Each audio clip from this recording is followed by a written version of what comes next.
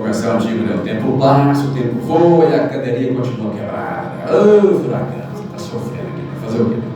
O oferecimento dela que são praticamente 20 anos de bom atendimento, a entrega rápida, profissionais qualificados, serviço altamente qualificado. Eu falo da Metal Project, que está com o nosso convidado especial do dia. Metal Project, estruturas metálicas e serralheria. São 15 anos de tradição e qualidade, atendendo Tuiutaba em toda a região. A Metal Project é indispensável na hora de construir o seu barracão comercial, residencial e todo o trabalho de serralheria em geral. Obras na zona urbana e rural é com a Metal Project. Avenida 31, número 2410. Fone 99668-2337. O sucesso do seu empreendimento começa aqui. Metal Project. Acreditamos e podemos construir juntos. Muito bem, muito bem. O negócio aqui tá meio assim, né, Franco? Meio doidão, vamos lá. Temos então no dia 1º de outubro, próximo agora, a eleição do nosso Conselho Tutelar em Tuiutaba. Conosco aqui hoje o André Luiz, que é presidente da Comissão de Fiscalização do CMDCA, que é o Conselho Municipal dos Direitos da Criança e Adolescentes. Boa tarde, André. Muito obrigado pela presença. Mais uma vez aqui no estudo da Rádio Maia. Boa tarde, né, Milton? Prazer estar aqui com vocês. Prazer é nosso. Bom, antes de entrar diretamente na questão propriamente dita da eleição do Conselho, aí, enfim, é um processo realmente muito, eu diria, amplo, né, demorando tempo, são várias comissões, enfim, daqui a pouco vamos detalhar essa questão. Mas, voltando um pouquinho, eu gostaria que você falasse do principal papel e a importância que é o Conselho Tutelar, no caso, para cada município brasileiro, que em Tuiutaba é diferente. Sim, o governo federal já definiu, já há algum tempo, 2014 para cá, que as eleições seriam unificadas em todo o país, né? Cada município tinha o seu critério, agora já não tem mais.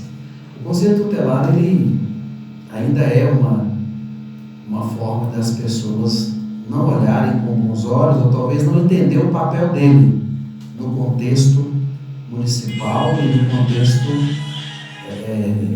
do país todo, né? As pessoas sempre olham para o Conselho Tutelar, para o Conselheiro Tutelar, como alguma coisa ainda não clara. Às vezes existe também muita desinformação. Sim, mas as pessoas, elas não se informam mesmo, né? Não se interessam. Não se interessam, elas têm pouco interesse em relação a essas questões e sobre o papel do Conselho Tutelar. O Conselho Tutelar tem um papel fundamental nos municípios e no país em relação aos direitos da criança e do adolescente, né? O ECA foi constituído e juntamente com ele foram constituídos os Conselhos Tutelares para que pudessem fazer a garantia de direitos a essas crianças e adolescentes. E o nosso país, em regiões diferentes do nosso país, existem condições mínimas e precárias, não só de funcionamento, como também de demanda graves em relação à criança ou adolescente, né? Literalmente elas ficam desprotegidas. E o Conselho Tutelar vem para garantia e proteção de direito.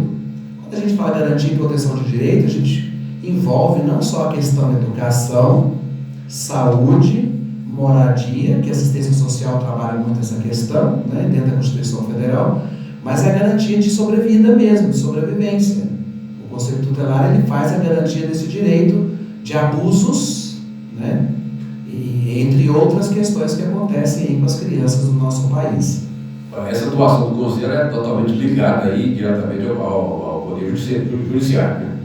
Sim, ele é um órgão independente, mas que ele é mantido pelos municípios, em cada município, através do Conselho Municipal da Criança e do Adolescente, que vai gerir o Conselho Tutelar.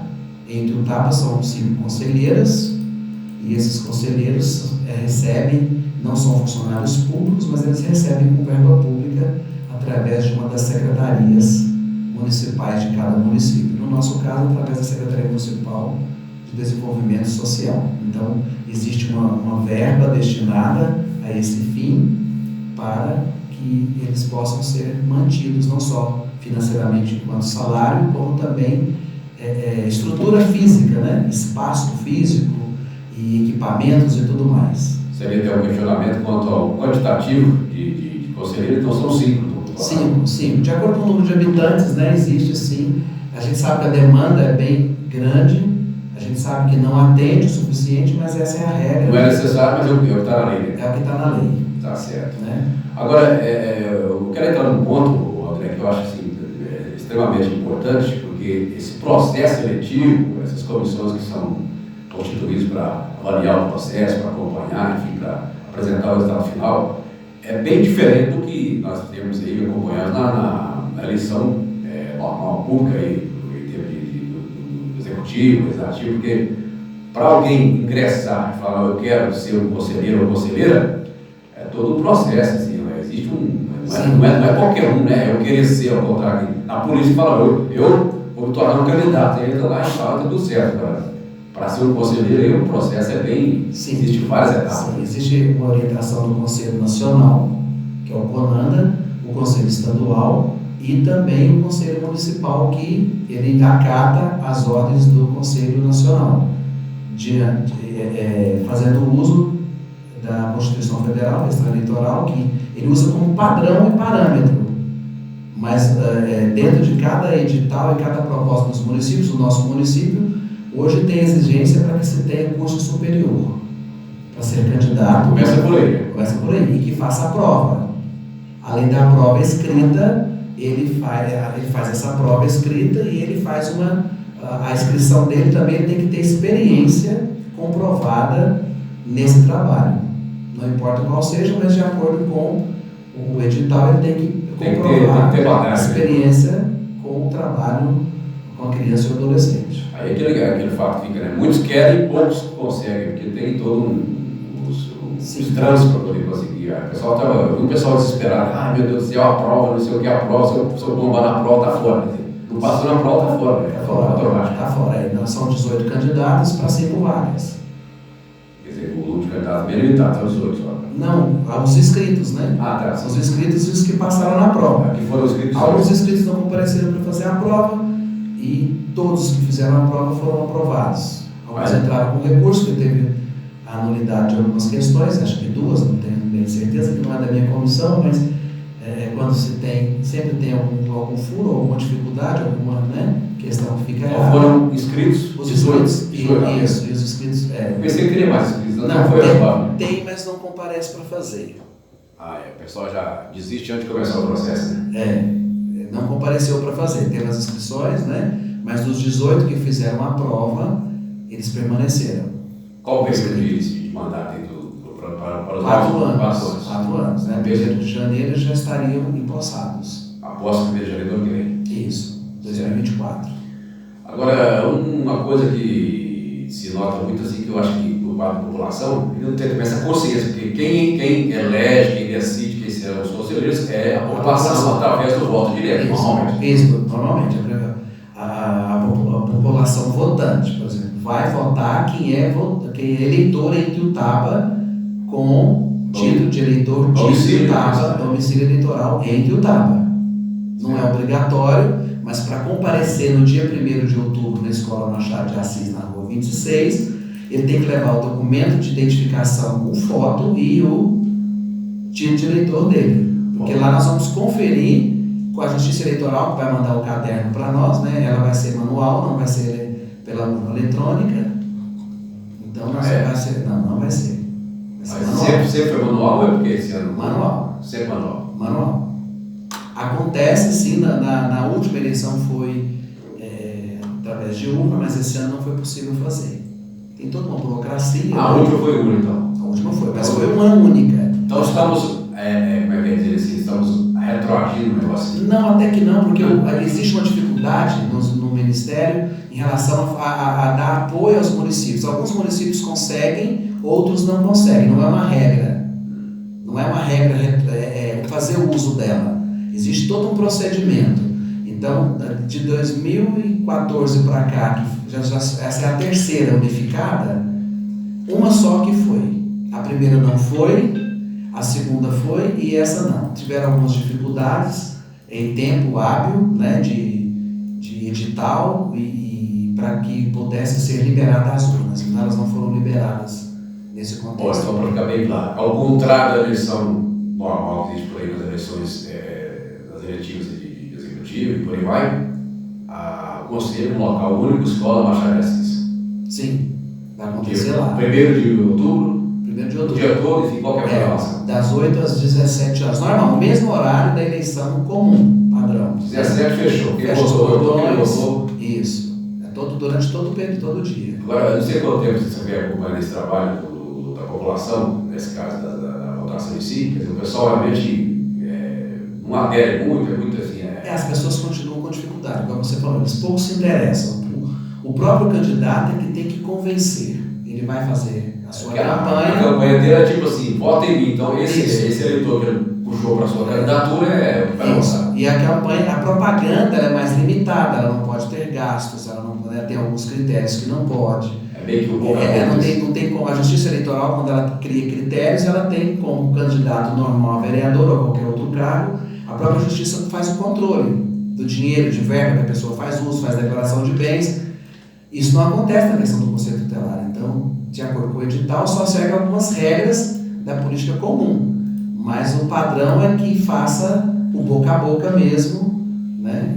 Para que convença as pessoas. E como não é obrigatório, fica muito no campo do conhecimento. Cada pessoa tem a função de convencer o outro a estar indo e votar. Agora, como é que você vê essa proposta? Não chega, você função 18 candidatos aí, quer dizer, não vai chegar 1/3 das vagas do total de candidatos. Então, assim, o negócio vai ficar bem apertado. Sim. Cada pleito é uma quantidade, né? Já teve um pleito de 3 mil e qualquer coisa, 4 mil votantes, né? Na época. Isso com menos candidatos. Com 18 a gente pode ter uma quantidade maior de pessoas, né, envolvidas nessa questão. É possível ter uma projeção hoje, por exemplo, aí, uma projeção meia vaga, né? Mas assim, dá para ter uma projeção, por exemplo, qual seria o número de votos mínimo para se imaginar que o conselheiro vai estar eleito e vai se aproximar? Com a falta de conscientização, a falta de entendimento da população, vai mais pela amizade mesmo, pela conquista daquele voto. Então, se são 18, se você colocar em média entre 300, que vamos dizer, ou 200, que é um número mínimo para o último candidato, vamos dizer, dos 18. Essa é a proporção? Ao máximo, ao mínimo. Ao máximo. Nós já tivemos candidatas aí com 700, mas em um pleito com menos participação de candidatos. Então aí diminui o fluxo do votante. Como nós temos aí 18, nós podemos ter um fluxo bem maior de votantes e pode dificultar a quantidade do voto. Sim, eu posso não ter o mais votado com 700 votos, como foi nas últimas vezes. Mas dá para imaginar que, por exemplo, hoje um candidato com 300 votos está entre os eleitos aí? Dá para pensar isso? Não dá para pensar, não. Não dá, porque cada um tem um critério, cada um tem uma experiência, tem os que já estão lá desenvolvendo o trabalho, né? Que estão concorrendo a uma reeleição. Essa reeleição como é que funciona? Pode ser mais de uma vez eleito? Pode ser mais uma. Aí vai da capacidade. Isso. E se ele for aprovado de novo, ele pode candidatar à reeleição. Pode ficar então, assim, esses que já estão lá, ele já tem aqueles votos, aquele conhecimento, né? Já trabalhou. E os que estão chegando, mas também tem quem está chegando, que são candidatos também, que têm vasta experiência. A questão não é só a prova não é o mais difícil. O difícil é você trabalhar a habilidade É o voto na urna. Isso, é o voto na urna. Agora você entende que, digamos assim, politicamente falando, porque é uma questão política, o voto acaba. Sim. O conselho, mas é uma questão política, não tem como fugir disso. Total. Politicamente falando, você diria que esse pessoal que já fazem parte, estão no conselho hoje, buscam uma reeleição, leva uma vantagem em relação aos novos que estão chegando ou não? De certa forma, sim, mas é muito difícil falar, porque o Conselho Tutelar ele não exerce uma função ótima, feliz, ele não leva coisas boas para as casas e para as famílias até então, né? Ele vai pela denúncia, ele vai pelo direito não garantido, ele vai pelo abuso que sofreu, ele vai por vários motivos, então ele não vai ali trazer um benefício para aquela família. Muitas vezes a família pode não olhar e ver que ele está fazendo aquele papel para beneficiar a própria família. Normalmente é contra a família. O conselheiro chega lá para fazer observações do que a família está fazendo de errado. Porque você passou a ser um infrator. Isso, então no caso eu fico sendo um infrator e o conselheiro vai para mediar essa questão. Então ele não é uma pessoa, vamos dizer assim, Não é visto com bons olhos. Não é vista com bons olhos mesmo, né? Agora, do lado de lá, quem foi que levou enfim, teve essa questão digamos, alguém cometeu um tipo de ato, aí sim, vai ver o conselho com bons olhos. Sim. É o seu defensor. Claro. Mas normalmente, não, se uma conselheira viesse aqui para falar, como a gente conhece, já ouviu, a vida deles muda totalmente, né? Existem ameaças, existem garantia de direito a partir da promotoria da infância, juíza com cartas, autorização judicial, o plantão normalmente acontece 2, 3 da madrugada tem que sair. As agressões, os abandonos, o fugir, né? A criança saindo de casa, a criança abandonando, a criança sendo abusada. Então, assim, vários fatores vão interferir. Agora, quando eu vi assim, as pessoas buscando, é uma busca meio incessante para conseguir fazer a prova, passar, enfim, concorrer à eleição, ao Conselho Tutelar, tem um lado positivo, né? Porque financeiramente é bom, né? Um salário legal também. Olha, se eu falar que sim, eu vou estar desmerecendo. Se eu falar que não, eu também estarei desmerecendo, né? Do ponto de vista pessoal, para mim que conheço, sendo professor, psicólogo, eu acho que todo o valor que se faz e se atribui à função, ele fica a desejar. A quem? Né? Eu posso dar um exemplo, nós temos os legisladores que têm salários altíssimos, né? Se é justo ou não vou dizer para você se é ou não vou entrar nesse mérito, que eu até brinco que se o vereador pudesse ganhar como um professor, ele não queria ser vereador. Isso, tá vendo? Então, assim, cada caso é um caso. A matemática, sim. Isso, na matemática do nosso país, a gente sabe quem tem os grandes salários, o assunto não é esse, mas você tocou no assunto de salário, a gente sabe que algumas funções públicas eletivas e de eleição no nosso país, elas têm um valor muito superior a qualquer outro profissional. É claro que não se compara os milhares de professores com o mínimo de cargos eletivos, né, políticos, vamos dizer. Mas só para entender que o trabalho de vereador, ele poderia, ou de um governador, de um presidente, às vezes ele fica dentro de um contexto fora da realidade brasileira, né? A gente sabe disso. E alguns municípios também. Não, porque quando se pensa que a pessoa sendo conselheiro ou conselheira é uma função espinhosa, né? Então, se é uma função espinhosa e o salário não compensa, por que eu quero estar? Né? Então, assim, aí fica a pergunta, né? Mas o estar pelo dinheiro, acho que mesmo que ele fosse mais do que ele é hoje, ainda assim tem que ter um sentimento. Porque o desafio é muito grande, não é uma profissão... Acaba que mudou também, né? Não, é muito difícil. Tem gente que nasceu para ser professor, para ser conselheiro, outros da conta. São desafios todos os dias. Não vou falar que o desafio é o plantão do dia. O desafio acontece o tempo todo entre eles, né? Partindo da família, partindo de uma escola, partindo de vários fatores. Você vê uma família que vem de fora, uma família que vem fugindo de algum problema. Nós temos isso muito no município. Os adolescentes que fogem de casa, saem de casa, não dão satisfação porque estão sofrendo abuso, não contam, porque são ameaçadas. As meninas principalmente, isso acontece muito em relação a elas, né? As regiões do nosso país, que eu não vou citar aqui, para não dizer que nós estamos com preconceito, mas nós recebemos aqui de regiões diversas. E sempre, nós que trabalhamos com a escola, sempre quando há um movimento de adolescente vindo de outras regiões, de outros municípios, logo vem a queixa do abuso, né? Tem determinadas regiões que a gente chega, quando o aluno chega na escola, ele vai contar para a gente, entre 12, 13, 15 anos, as meninas sempre falam do abuso que acontecia na cidade e que eles estão vindo para poder buscar um novo recurso, uma nova oportunidade. Do âmbito familiar mesmo. Sim, familiar. Eu costumo dizer que o Conselho Tutelar, ele protege da própria família. E as pessoas às vezes falam, eu não educo meu filho, eu não posso bater, porque o Conselho Tutelar, depois que aconteceu, criaram o Conselho Tutelar, eu não posso mais educar meus filhos. Eu já falei sobre isso aqui. Não tem nada a ver uma coisa com a outra. Você educar o seu filho, você abusar e você exagerar é uma coisa. E a educação se dá em casa. Se dá em casa. Isso. O problema é saber dessa linha. Isso. Como fazer? Isso. Ontem mesmo eu estava no mercado e eu conversando com o pessoal na fila e vendo a quantidade de cervejas que estavam sendo vendidas.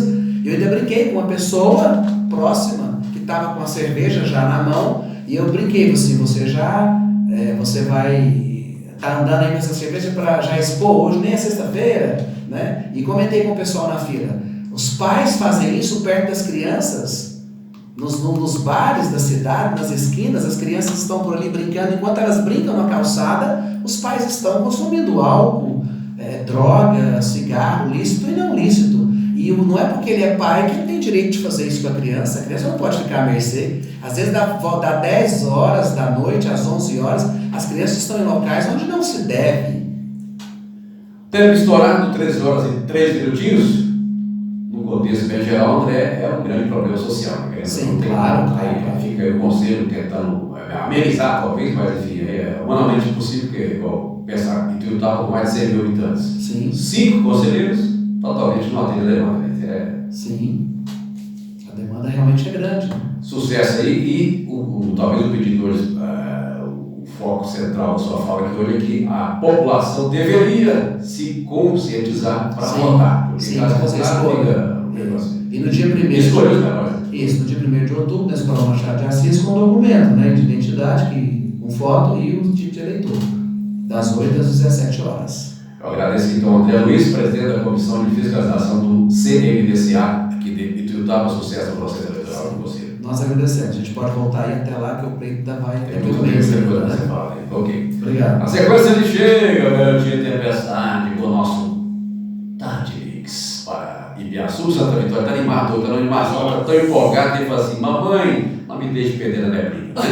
Está empolgado, aqui de Santa Vitória, de Ibiaçu, de Ituiutaba, de Minas, do Brasil, do mundo, na sequência Juliano Silva Tempestade com o nosso Tadmix. Amanhã, o que teremos aqui? Amanhã teremos um espaço cultural, música, amanhã vai ser ao vivo, né? Vou gravar hoje à noite pelo FBN, com a dupla, eu esqueci o nome da dupla, que eu estou doido, mas enfim, né? O pessoalzinho, né? Empresário da cidade, o casal que canta e encanta, né? Porque moram juntos, são empresários e são cantores. Imagina a situação, né? Como é que é, no final das contas.